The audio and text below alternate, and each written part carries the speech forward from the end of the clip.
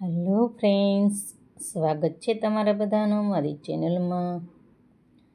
તો આજે આપણે સરગવાને ભર્યા વગર જ અને બાફ્યા વગર જ આ શાક બનાવવાનું છે અને એના લુક ઉપરથી જ આપણે અનુમાન કરી શકીએ કે તે સ્વાદમાં પણ કેટલું ટેસ્ટી હશે.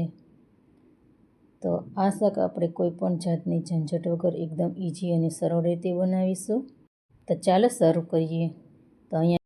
તો આ સરગવાને મેં સ્વચ્છ પાણીથી ધોઈ અને સારી રીતે સાફ કરી લીધેલ છે.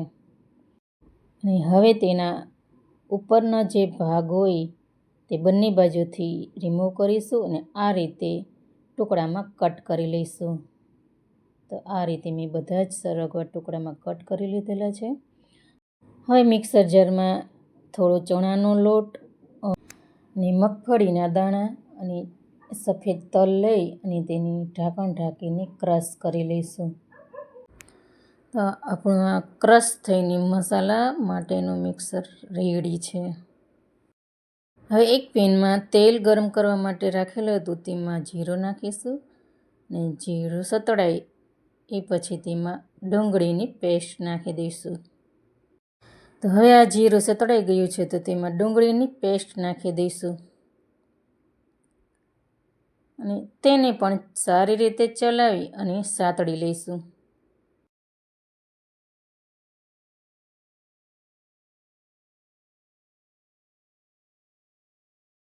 હવે આ ડુંગળી થોડી એવી સતળાય એટલે તેમાં લસણની પેસ્ટ નાખીશું. ત્યાર પછી તેમાં અડધી ચમચી જેટલી અદરકની પેસ્ટ નાખીશું અને થોડા ઝીણા સમારેલા લીલા મરચાં નાખીશું. અને હવે આ બધી વસ્તુને પણ સારી રીતે મિક્સ કરી લઈશું અને સાતળવા દઈશું. અને હવે આ બધું સતળાય એટલે પછી તેમાં ટમેટાની પ્યુરી નાખી દઈશું. અને હવે ટમેટાની પ્યુરી નાખ્યા પછી તેમાં બધા જ મસાલા કરી લઈશું. તો સ્વાદ અનુસાર નમક, થોડી એવી હળદી પાવડર, થોડું લાલ મરચું તીખાસ પ્રમાણે, ધાણિયા જીરા પાવડર અને ગરમ મસાલો. આ બધા મસાલાને સારી રીતે મિક્સ કરી લઈશું.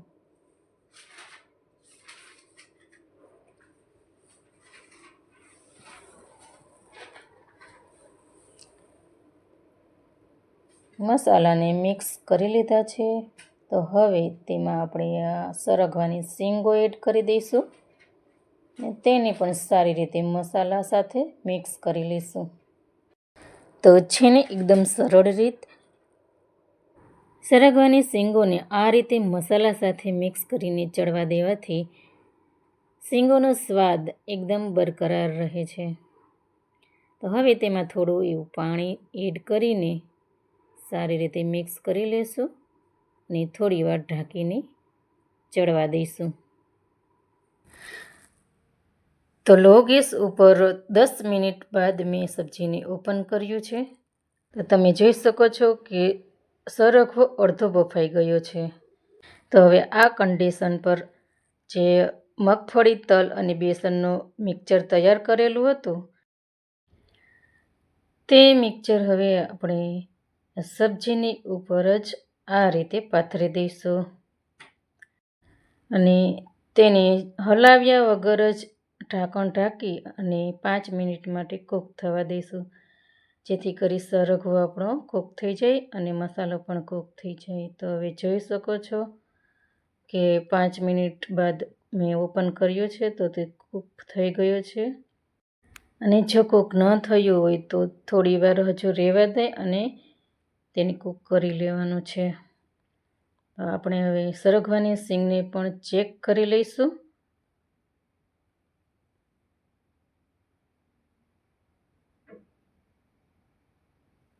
તો સરગવો પણ આપણો બફાઈને રેડી થઈ ગયો છે અને એકદમ ચડી ગયો છે. તો હવે ગેસની ફ્લેમ બંધ કરી અને તેને ગેસની નીચે ઉતારી લઈશું.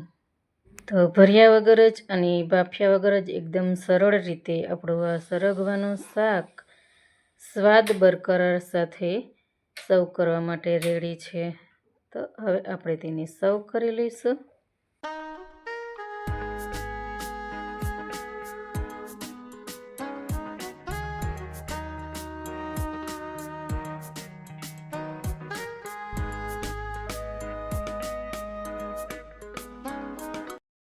અને હવે લીલા ધાણા વગર બધા જ શાકનો સ્વાદ અધૂરો હોય છે, તો ઉપરથી એ પણ નાખી દઈશું.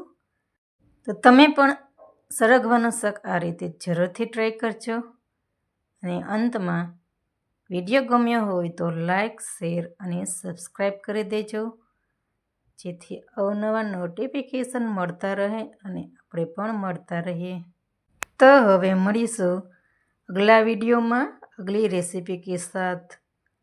तब तक के लिए bye bye. Thank you for watching.